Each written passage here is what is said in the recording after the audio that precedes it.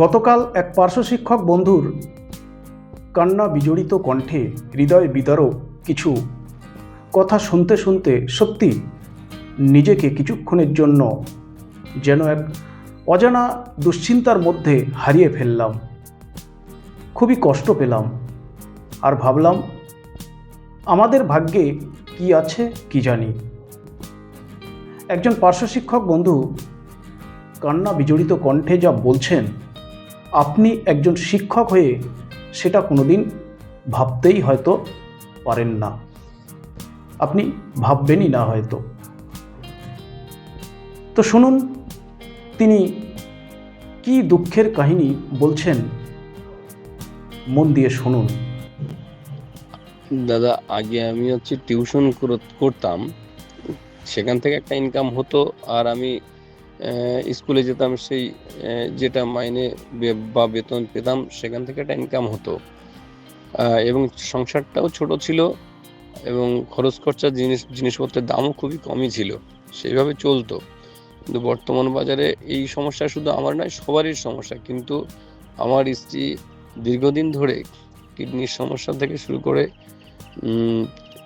অন্যান্য স্ট্রোক হয়ে গেছিল দুবার, তাকে সেখান থেকে বাঁচিয়ে ওকে ট্রিটমেন্টের উপরেই রাখতে হয়। আমাকে প্রায় প্রত্যেক মাসে আমার স্ত্রীকে প্রায় 8-9 হাজার টাকা খরচ হয় ওষুধ পারপাসে, এবং সেখান থেকে এবং আমার প্যারালাইজড হয়ে গেছিল আমার স্ত্রী, সেখান থেকে তাকে উদ্ধার করে এখন যথেষ্ট ভালো। এখন অসুবিধা নেই, কিন্তু ওর শারীরিক যে অসুবিধাগুলো আছে সেগুলোর জন্য ট্রিটমেন্ট করতে হয়। সেখানে একটা প্রায় 10,000 টাকা চলে যায়। তারপরে বাড়িতে বাবা মা সব অসুস্থ তো আছে, বাবার বয়স এই 90 বছর প্রায়, মা অসুস্থ। মা এদেরকে দেখভাল করা, ছেলে মেয়ে আছে তাদেরকে দেখাশুনো করার চিকিৎসা খরচ অনেকটাই বেড়ে গেছে, যেটা আমার ওই যে 10,000 টাকা আমি পাই সেই মাইনের ভিতরে হয় না। যার কারণে আমি বিভিন্ন সমিতি থেকে টাকা পয়সা নিয়েছিলাম, নেওয়ার ফলে বন্ধন থেকে শুরু করে একটা শোধ করতে গিয়ে আর একটা জায়গায় থেকে নিয়ে শোধ করতে হয়। এই করতে করতে আমি ব্যাপকভাবে জড়িয়ে যাওয়ার পরে আমি সংসার টোটালি এখন অচল হয়ে গেছে। আমি যে টাকাটা বেতন পাই, বেতন তো নয়, এটা ভাতা, যে টাকাটা ভাতা পাই সেই টাকাটা আমার মেয়েটার টিউশন করতে গেলে দু জায়গায় প্রাইভেট পড়া হয়, সেখানে প্রত্যেকটা জায়গাতেই মানে একটা জায়গায় 400, একটা জায়গায় 500-900 টাকা দিতে হয় প্রত্যেক মাসে। তার অন্যান্য আনুষঙ্গিক খরচ আছে, যার কারণেই আমি টোটালি এখন সংসারটা অচল হয়ে গেছে। আমি কন্ট্রোল থেকে চাল তুলি, সেই চালই খাই, এবং কন্ট্রোল থেকে চাল কিনে নিই কম দামে, 20 টাকা করে চাল কিনে সেই চালই আমি এখন খাই।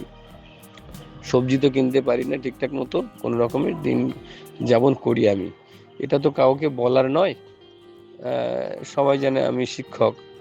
সেই জন্যেই আমার স্ত্রীকে পরিচারিকার কাজ বাধ্য হয়ে ও আজকের থেকে, যেটা কোনোদিন হয়নি, আজ থেকেই একটা যোগাযোগ মারফত আমার পাশে এক আত্মীয় আছে, এক বাড়িতে অসুস্থ এক ভদ্রমহিলাকে দেখার জন্যে ওখানে গেছে।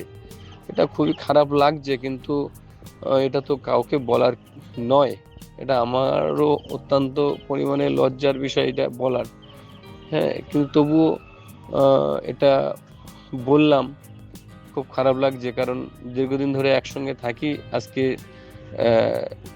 সেই মানুষটা অসুস্থ মানুষ, সে বাড়িতে থাকতে পারছে না, এটাই খুব খারাপ লাগলো। এটা যেটা আমি শিক্ষক হিসেবে আমাকে মনে হয় সবাই জানে আমি এক শিক্ষক, এটা লজ্জার বিষয়।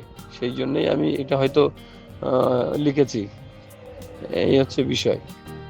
কতটা দুঃখজনক ঘটনা বলুন তো। পার্শ্ব শিক্ষক নামক এই পেশাতে যোগদান করাটাই কি পার্শ্ব শিক্ষকদের অপরাধ হয়ে গেল?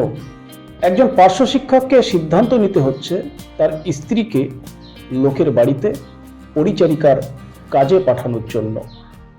কতটা দুর্দশা এই পার্শ্ব শিক্ষককুলে।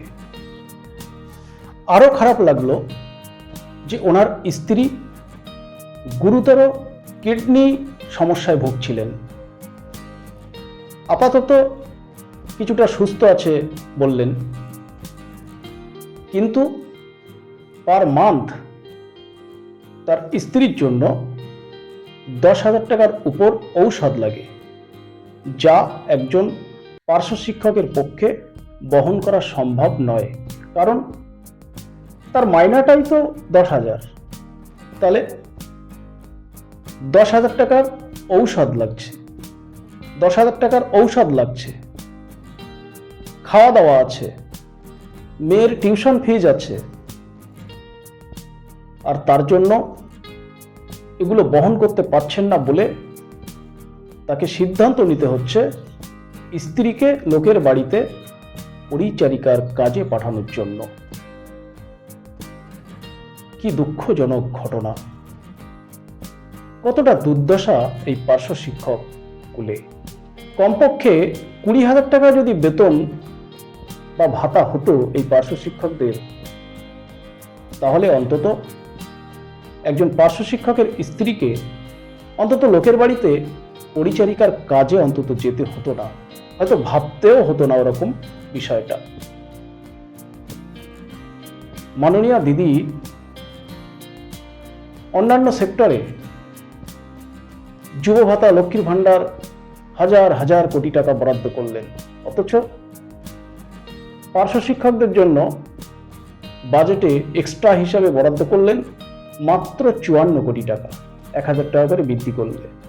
যদি 5,000 টাকাও বৃদ্ধি করতেন তাহলে হয়তো 270 কোটি টাকা মতো বরাদ্দ করতে হতো। সেটাও উনি এত ভালো কাজে করলেন না। এর চেয়ে দুঃখজনক আর কি হতে পারে? এ রাজ্যে জন্মানোই হয়তো ভুল হয়েছে, পাপ হয়েছে। মাননীয়া দিদি, আমরা জানি আপনি মানবিক। আপনার সেই মানবিক দিক থেকে এই পরিবারগুলিকে বাঁচানোর ব্যবস্থা করুন। এদের বেঁচে থাকার মতো একটা সম্মানজনক বেতন বৃদ্ধি আপনি করুন, সম্মানজনক একটা বেতন এদেরকে দিন। পার্শ্ব শিক্ষকরা কোনো রাজনীতি বোঝে না, সত্যিই পার্শ্ব শিক্ষকরা কোনো রাজনীতি বোঝে না। তারা বোঝে তাদের পেটের ক্ষুধা এবং তাদের কাজ। সুতরাং এই পরিবারগুলোকে মৃত্যুর হাত থেকে বাঁচান। আজকে এমন একটা করুণ পরিস্থিতি, একজন পার্শ্ব শিক্ষকের স্ত্রী কিডনি পেশেন্ট, তারপরেও তাকে পরিচারিকার কাজে পাঠাতে হচ্ছে। এটা লজ্জা, এটা রাজ্যের লজ্জা। সুতরাং দিদি, আপনার কাছে অনুরোধ, এই পরিবারগুলোর পাশে আপনি দাঁড়ান, এই পরিবারগুলোকে বাঁচানোর ব্যবস্থা করুন। পার্শ্ব শিক্ষকরা রাজনীতি বোঝে না, রাজনীতি বোঝে না।